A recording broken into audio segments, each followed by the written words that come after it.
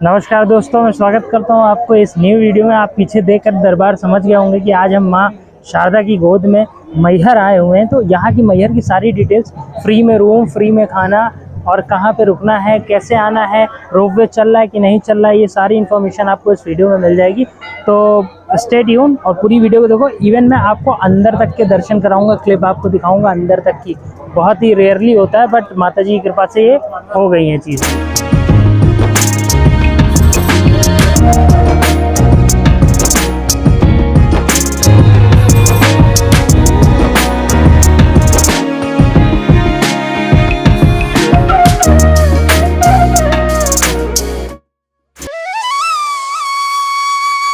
तो दोस्तों, ये है माँ शारदे का प्रवेश द्वार। बट यहाँ तक पहुँचने के लिए आपको नियरेस्ट रेलवे स्टेशन मैहर पड़ेगा, जहाँ से आप 20 रुपये का टेम्पो लेने के बाद माँ के दरबार पहुँच सकते हैं।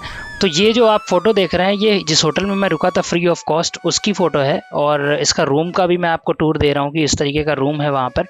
कैसे आपको फ्री ऑफ कॉस्ट में ये रूम बुक करना है, इसके लिए ये सारी इन्फॉर्मेशन मैं वीडियो में आपको बताता रहूँगा। वीडियो में बने रहो, चैनल को सब्सक्राइब कर दो अच्छी वीडियो के लिए। आप जो है दोस्तों, मंदिर जाने से पहले जो है आप किसी भी दुकान से प्रसाद खरीद सकते हैं। बट मैं कहूँगा कि आप जैसे ही मेन गेट के पास आएंगे तो आपको ये छोटी सी दुकान मिल जाएगी। और हमारी माता जी हैं, बहुत प्रेम से सेवा करती हैं और प्रेम से सारा प्रसाद आपको मिलेगा। और जिस रेट का लेना है, कोई दबाव नहीं है, बहुत सच्चाई के साथ जो भी है वो आपको मिल जाएगा। तो आप यहाँ से परचेज़ कर सकते हैं और उसके बाद सुंदर से दर्शन के लिए आगे बढ़ सकते हैं। तो प्रसाद देने के पश्चात मैं अपनी अर्धांगिनी के साथ मैया के दर्शन करने के लिए आगे बढ़ जाता हूँ। हम लोगों ने सीढ़ियों का मार्ग चुना था क्योंकि रोपवे उस टाइम बंद था।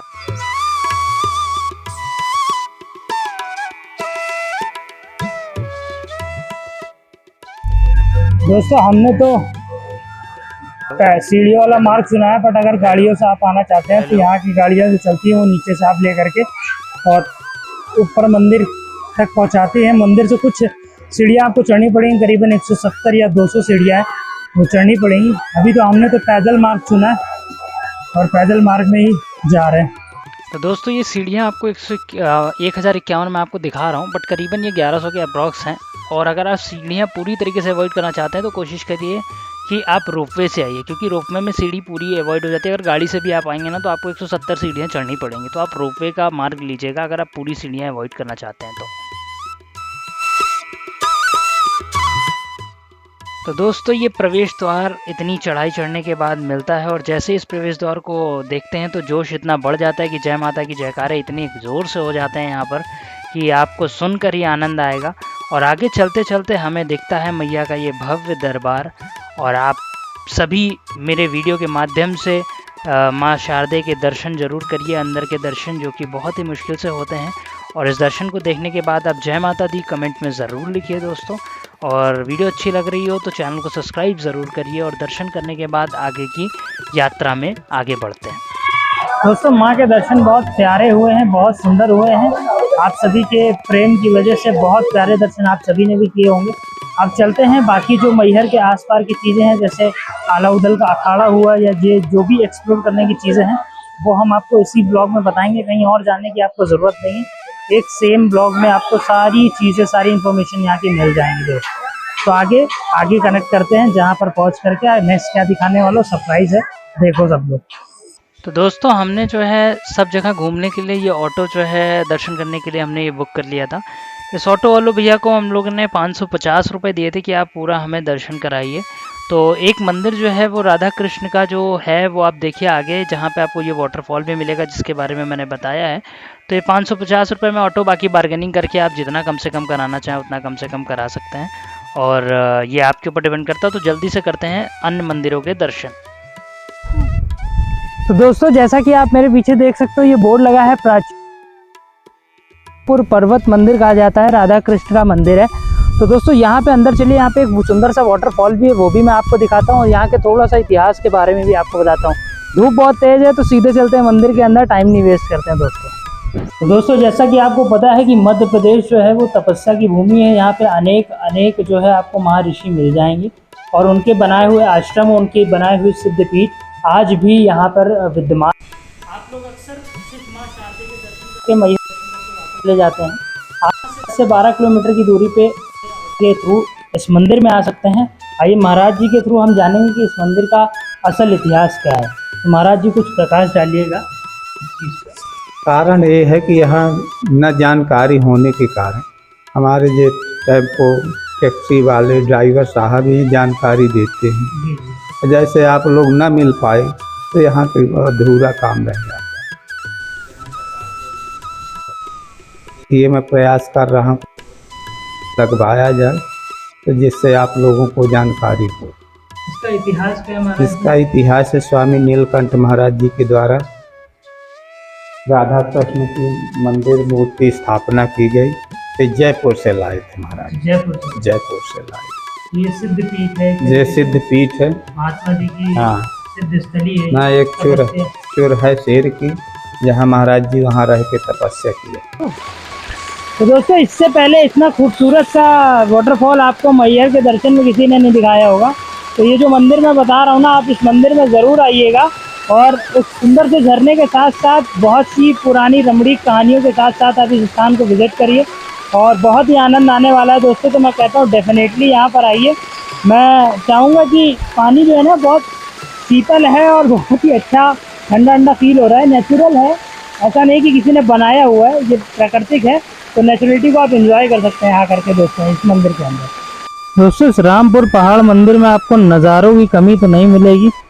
शायद आप एक मंदिर के साथ साथ एक अच्छी लोकेशन पे आ सकते हैं। आप देख सकते हैं कितनी अच्छी वादियाँ हैं और बहुत खूबसूरत सा नज़ारा है दोस्तों। यहाँ पर गैया इतनी ऊंचाई पे प्यारी से मजे आ रही है और आप नीचे झरने का, इवन मेरे नीचे भी पानी बह रहा है। जिस झरने को हम लोग देख के आए थे वो कुछ उस वहाँ पे था, उससे ऊपर आ गए अभी हम लोग। तो दर्शन कर सकते हैं दोस्तों, बढ़िया सी जगह।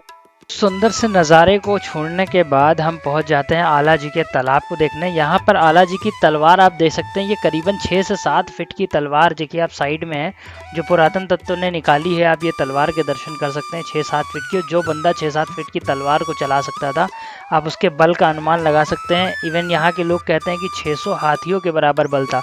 और ये उनके खड़ाऊ के दर्शन करिए। ये खड़ाऊ इस साइज़ की थी। ये एक छाया प्रति बनाई गई है कि इतने बड़े पैर इनके अप्रॉक्स थे, क्योंकि अखाड़े में कई बार पैर के चिन्ह देखे गए थे। अभी अखाड़े के भी दर्शन कराता हूँ।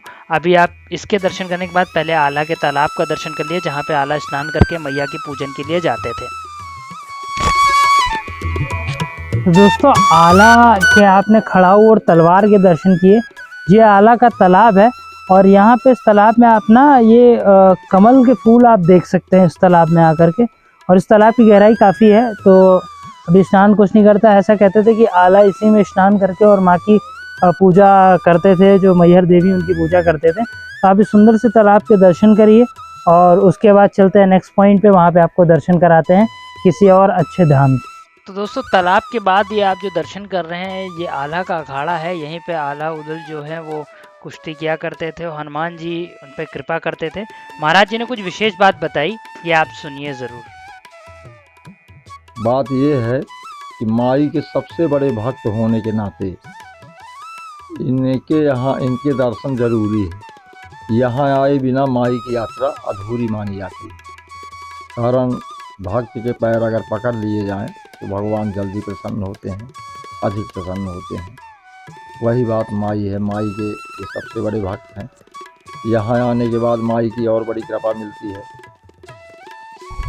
तो दोस्तों ये है बड़ा अखाड़ा मंदिर। आप बड़े अखाड़े में आकर के यहाँ पे विद्यार्थी पठन पाठन करते हैं वेद का। आप ये बड़े अखाड़े में आकर के इतने बड़े शिवलिंग आप देख सकते हैं और ऊपर नंदी जी विद्यमान है। हम अंदर चलेंगे दर्शन करने के लिए। अंदर आपको समस्त ज्योतिर्लिंग भी आपको मिलेंगे और 101 शिवलिंग के आसपास यहाँ पे है। अब देखते हैं अंदर कितना है, अंदर चल के पता लगाते हैं। आइए चलते हैं मंदिर। अब जब दोस्तों मंदिर के अंदर आएंगे तो कुछ इस प्रकार से शिवलिंग जो है विद्यमान किए गए हैं और चारों तरफ मंदिर में ऐसे आपको शिवलिंग दिख जाएंगी लाइन से। और यहाँ पे जो किनारे पे हैं ये आपको 12 ज्योतिर्लिंग आपको एक साथ बनाया गया। चलिए आइए दर्शन कराते हैं। श्री बैद्यनाथ जी के आप दर्शन करिए, पहला दर्शन। तो दोस्तों इस मंदिर के दर्शन करते करते वक्त हो चुका था करीबन 3:30 और इस समय हमें लग चुकी थी ज़ोरों की भूख सारे मंदिर दर्शन करने के बाद। तो मैहर में माई की रसोई नाम की एक रसोई चलती है जहाँ पे आपको फ्री ऑफ कॉस्ट का भोजन बहुत बेहतरीन मिलता है। बाकी आखिरी में जो आप सेवा करना चाहें वो करिए।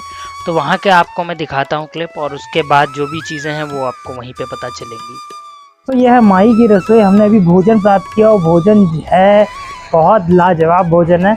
मैं तो कहता हूँ अगर जो भी मैहर है वो प्लीज़, खांसी आ गई, सॉरी फॉर दैट, जो भी मैहर है वो यहाँ माई की रसोई में ज़रूर आके भोजन प्राप्त करें। और जो आप अन्य जगह पैसा देते हैं, मैं कहता हूँ वो इस ट्रस्ट में दीजिए, जिससे ये ट्रस्ट भी बढ़ेगा और आपका भोजन की जो समस्या है वो भी दूर हो जाएगी, पेट भर जाएगा और पेट भर के खाओगे भाई। जो प्यार से परोस के खिलाते हैं ना, एकदम घर वाली फीलिंग आएगी। रोटी एकदम घर वाली, बहुत प्यारा भोजन था।